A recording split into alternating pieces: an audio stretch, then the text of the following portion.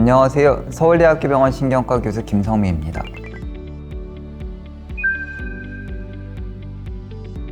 오늘은 다발성 경화증의 치료에 대해 최근 임상시험 결과와 치료 동향을 중심으로 말씀드리고자 합니다.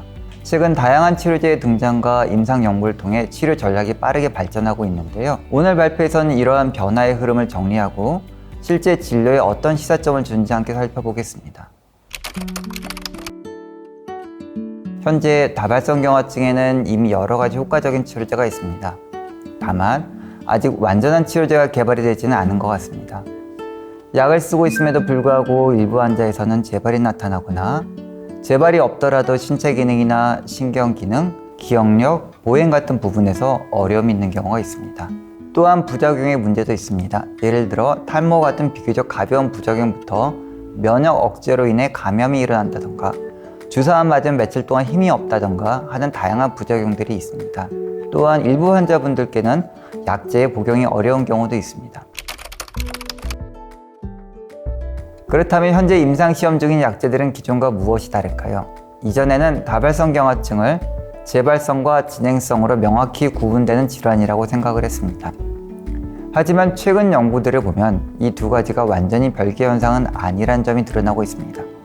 특히 재발성, 다발성 경화증 환자분들을 자세히 살펴보면 재발과 재발 사이에도 조금씩 신경이 저하되거나 퇴행하는, 즉 피라 현상이 자주 나타납니다. 다발성 경화증의 발생과 악화에는 다양한 면역 세포들이 기여를 합니다. 그 중에는 그림에서 보시는 것처럼 T세포, B세포, 미세악교 세포들이 있습니다. 기존의 약제들은 주로 T세포를 표적으로 작용했었고 이러한 기존의 약제들은 질병의 진행 또는 피라의 방지에는 효과가 부족했습니다.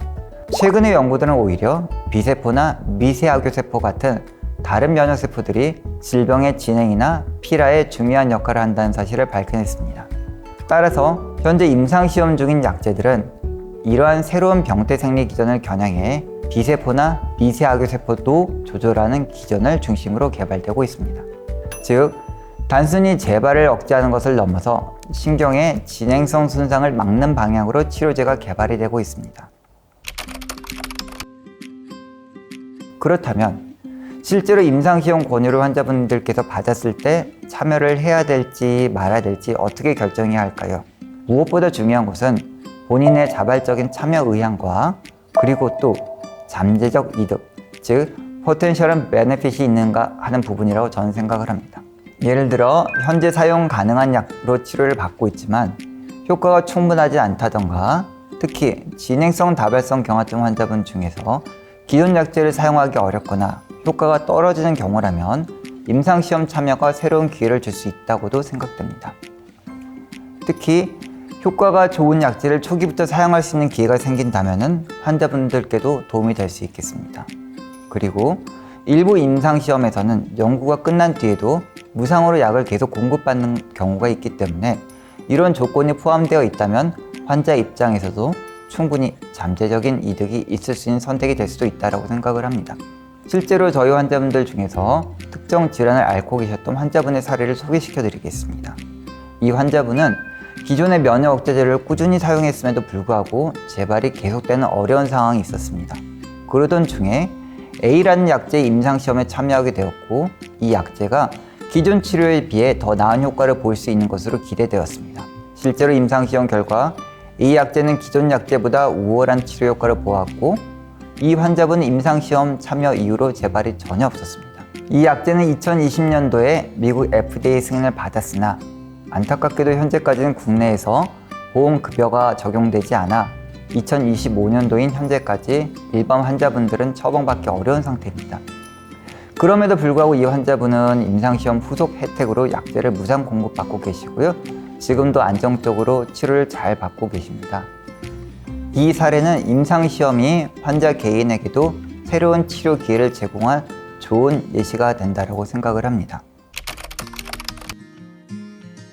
지금까지 다발성 경화증의 병태 생리를 살펴보면 다양한 면역세포들이 서로 복잡하게 작용하면서 신경 손상을 일으킨다는 점을 확인할 수 있습니다. 그래서 최근 임상시험에는 이런 여러 가지 세포를 한꺼번에 조절할 수 있는 새로운 기전의 약제가 주목받고 있습니다. 그 대표적인 예가 바로 BTK 억제제입니다. BTK 억제제는 보시고 계시는 그림과 같이 B세포, T세포, 그리고 미세 악교세포에까지 비교적 넓은 작용을 가진 약제이며 또 신경계 내부의 전달 또한 잘 된다고 알려져 있습니다. 현재 BTK 억제제는 여러 제약사에서 재발형뿐만 아니라 진행형 다발성 경화증 환자를 대상으로 임상시험이 활발히 진행 중이며 재발 억제와 질병 진행 지연을 모두 억제할 수 있는 효과적인 약제로 기대받고 있습니다. 현재 톨레브리틴과 페네브루틴입이 미국 FDA 승인을 받기 위한 서류 심사를 진행 중이거나 또는 임상시험 결과를 발표하려고 예정 중에 있습니다. 앞서 말씀드린 BTK 억제제 이외에도 현재 여러 면역세포 간의 상호작용을 표적으로 하는 새로운 계열의 약제들이 임상시험 중에 있습니다. 그중 하나가 바로 CD4 라이간드 억제제입니다. 이 약제는 T세포와 B세포 그리고 항원 제시세포 간의 중요한 면역 신호 전달축을 차단하는 기전으로 작용합니다. 현재 이 CD4 라이간드 억제제는 다발성 경화증을 비롯한 여러 자가 면역 질환 전반에서 안전성과 효능 검증이 진행 중에 있습니다. 특히 프렉살리맙은 국내에서도 임상시험이 동시에 진행 중에 있고 무엇보다도 현재 약제로 치료가 아주 잘 되지만은 않은 비재발성, 진행성 다발성 경화증 환자분을 대상으로도 임상시험을 진행하고 있다는 점이 중요하다고 하겠습니다. 앞서 말씀드린 BTK 억제제나 CD4 라이간드 약제와 같은 신약 이외에도 우리 주변에서 쉽게 접할 수 있는 영양제에 대한 흥미로운 임상시험이 최근 발표되었습니다.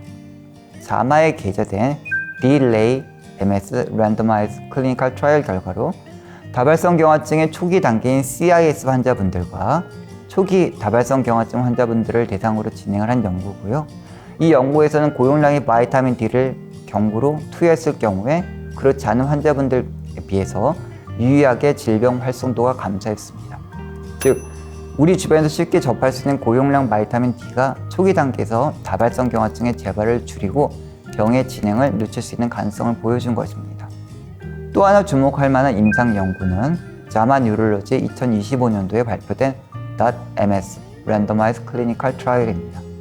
이 연구는 안정적인 다발성 경화증 환자분들에서 1차 치료제를 중단했을 때 어떤 변화가 생기는지를 관찰한 임상시험입니다. 그 결과 장기간 안정적으로 유지됐던 환자분들 중에서 약을 끊은 이후 약 20%에서 염증성 재발이 다시 발생했습니다.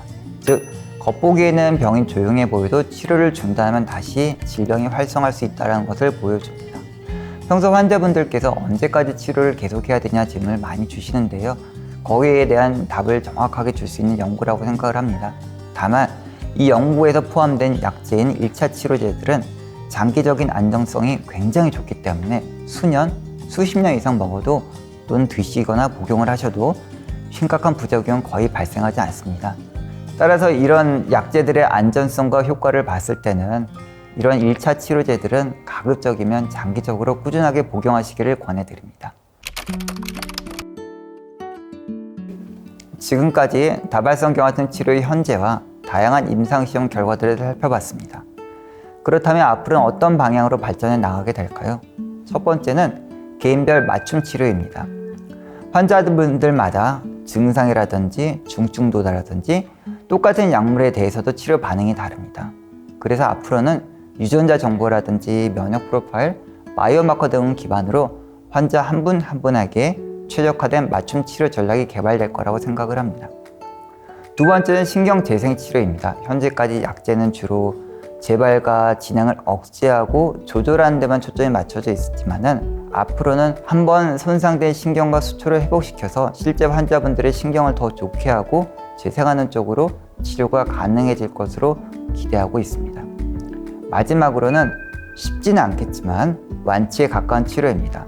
아직까지 치료 방법 중에서 효과가 좋아서 완치에 가깝게 환자분들을 조절할 수 있는 치료제들은 부작용이 클 수밖에 없었습니다. 다만 향후에는 부작용이 잘 조절되면서도 장기적으로도 완치에 가까운 상태로 환자분들의 질병을 조절할 수 있는 치료법이 개발될 것으로 기대합니다. 마지막으로 말씀드리고 싶은 것은 다발성 경화증 치료제 개발의 궁극적인 목표는 모든 환자분들이 다시 건강을 되찾을 수 있도록 하는 것입니다.